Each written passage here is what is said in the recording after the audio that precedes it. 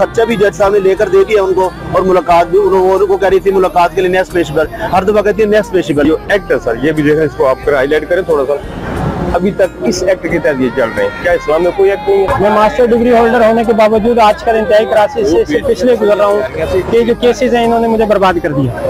कम से कम उन्हें घर की जो है ना, घर का शेड्यूल दिया जाए ताकि बच्चे जो है ना वहाँ पे घर में मुलाकात करें और किसी किस्म का भी उनको परेशानी का सामना न करें, क्योंकि यहाँ पे वो कैदियों को देखते हैं और मुल्जिमों को देखते हैं, हथकड़ियाँ लगी होती हैं और उन पर बुरे इफेक्ट जो है ना वो पड़ रहे हैं।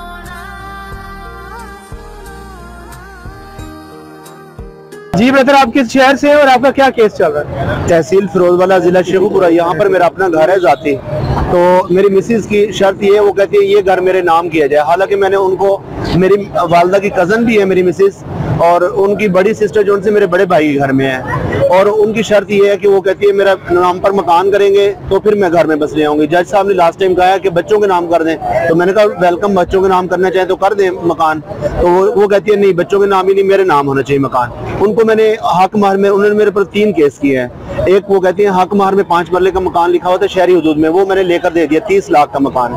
और दूसरा उन्होंने किया कि जहेज का उन्होंने कहा है कि मुझे जहेज उन्होंने जो दिया था उससे डबल ट्रिपल उन्होंने लिखा हुआ है कि ये मुझे इनसे लेकर दें। और 13 मार्च को दावा किया है, 19 मार्च को मेरे घर के ताले तोड़कर सारा सामान बेच भी दिया है और कुछ भी ले भी हैं। उसकी इंक्वायरी रिपोर्ट मैंने पुलिस की दे दी है, FIR की कॉपी भी दे दी है। ये तो अल्हम्दुलिल्लाह CCTV कैमरे लगे हुए थे घर के बाहर।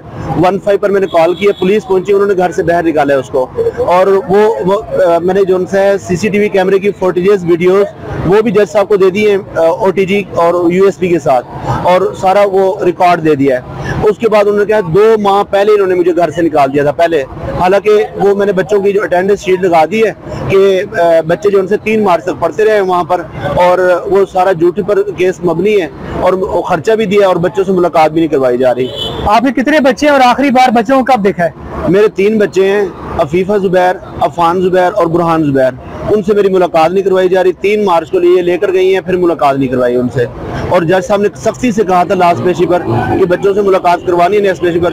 उसके बावजूद खर्चा भी जज साहब ने लेकर दे दिया उनको, और मुलाकात भी उनको कह रही थी मुलाकात के लिए नेक्स्ट पेशी पर, हर दफा कहती है नेक्स्ट पेशी पर लेकर आऊंगी, फिर लेकर नहीं आती। तो अदालत कोई कार्रवाई नहीं कर रही उनके खिलाफ? अभी फिलहाल तक कोई कार्रवाई नहीं हुई उनके खिलाफ। ये बताएं कि अदालती मुलाकात में आप क्या समझते हैं, क्या चैलेंजेस हैं? बच्चे जो उनसे हैं वो उनके जहन पर बहुत गलत असरात पड़ेंगे। बच्चे कहेंगे पता नहीं कि हम किस जुर्म की बिदाश पर वालिद से मुलाकात करने आए हुए हैं, और जिस तरह वालदा वो उनके जहन वो खराब करती हैं कि वो आपके वालिद जालिम हैं या जो उनसे ये मसले मसाइल हैं। जब वो मिलने अदालत के अंदर आएंगे हमसे तो वो नामुनासिब तरीका है। अगर घर पर मुलाकात हो तो ज्यादा बेस्ट है।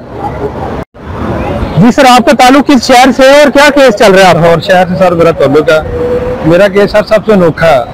इस दुनिया में उसकी वालदा नहीं है, लेकिन बेटा मेरे पास नहीं है, मैं बाप उसका, ठीक है। नानी वगैरह किधर से आ गई?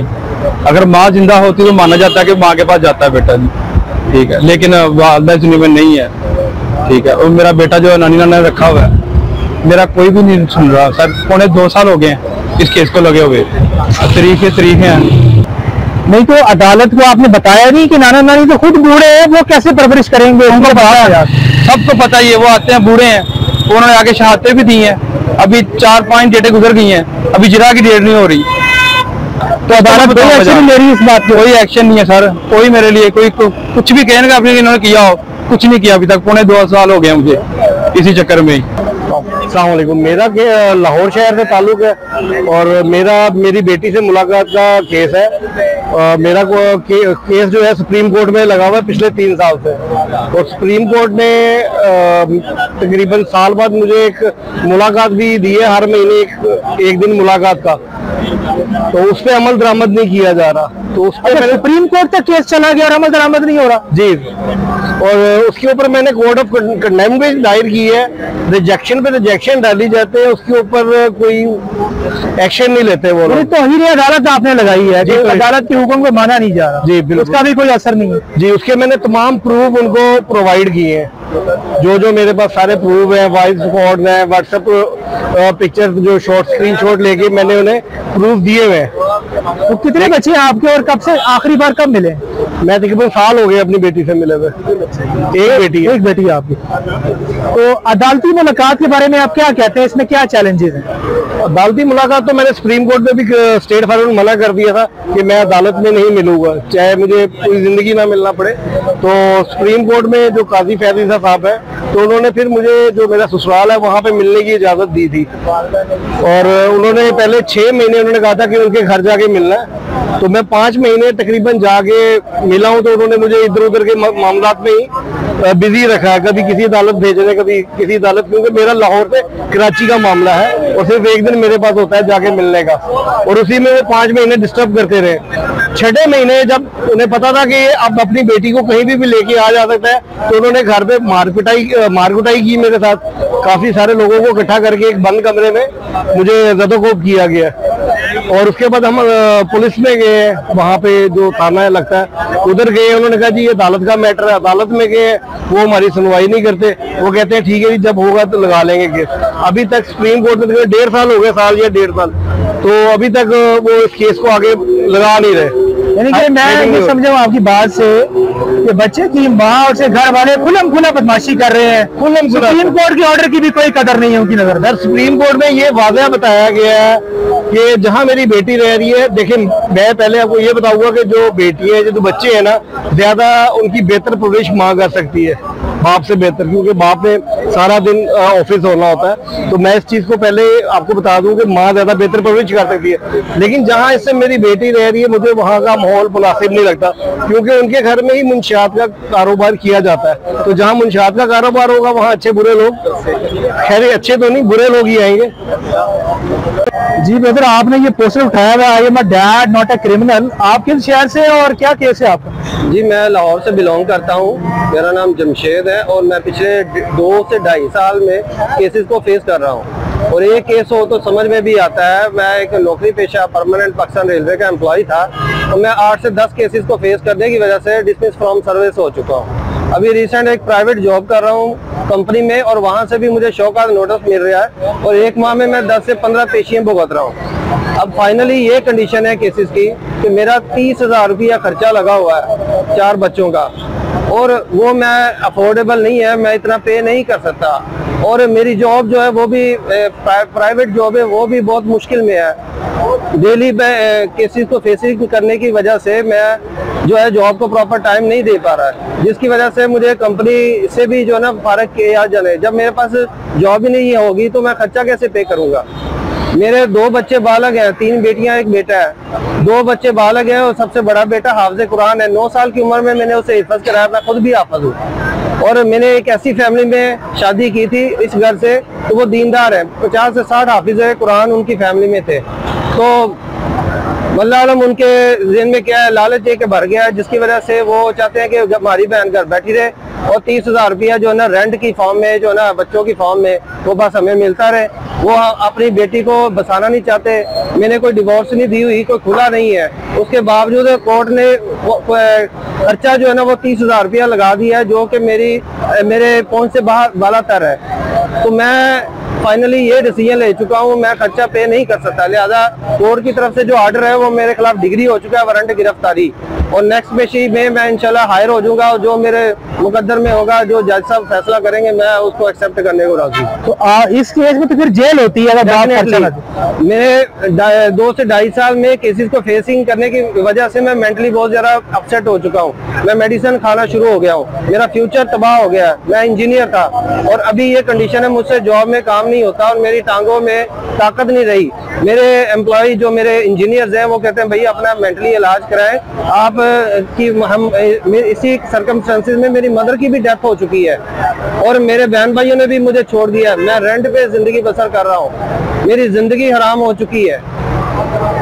तो बच्चे आपके से मुलाकात जो है वो कितनी देर पहले हुई? दफा 100 के तहत 12 मई 2022 को लास्ट मेरी मुलाकात हुई है। 1.5 से 2 साल हो गए केसेस को और एक दफा भी मुलाकात नहीं हुई। इवन के उनका जो केस है सेक्शन 25 और सेक्शन 12 का वो डिसमिस हो चुका है कोर्ट की तरफ से और मेरा सेक्शन 12 का केस अभी भी कंटिन्यू, अभी शेड्यूल ही नहीं लगा। 2 साल हो गए केसेस को फेस करते और शेड्यूल तक नहीं लगा, खर्चा वो लेने का हकदार बने हुए हैं। उनका वकील जो है वो आता है और आके जनाब वो यही रिट लगाता है जी बच्चों की मेडिकल क्या मसला है, उनकी क्लोथिंग नहीं हो रही, उनका खर्चा। मुलाकात तो है नहीं, मुझे तो ये भी नहीं पता मेरे बच्चे जिंदा है या मर गए हैं। तो ये बताएं कि आपको खर्चा ना देने की बस आप तो आप जेल जाने के धारे पे खड़े हैं, तो माँ के खिलाफ कोई कार्रवाई नहीं है?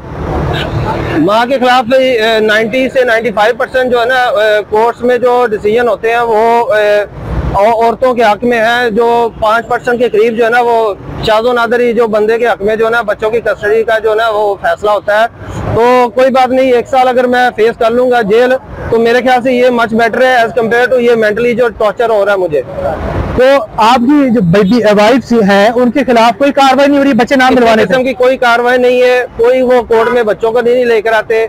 मुझे नहीं पता कि वो मेरे बच्चे किस कंडीशन में उनके घर में पल रहे हैं, भर रहे हैं, मुझे ये भी नहीं पता वो कहाँ रहते हैं। उन्होंने हाइड किया हुआ है मेरे बच्चों को, तो जिसकी वजह से मैं बच्चों से मुलाकात ना होने की वजह से मैं बहुत ज्यादा मेंटली अपसेट हो चुका हूँ।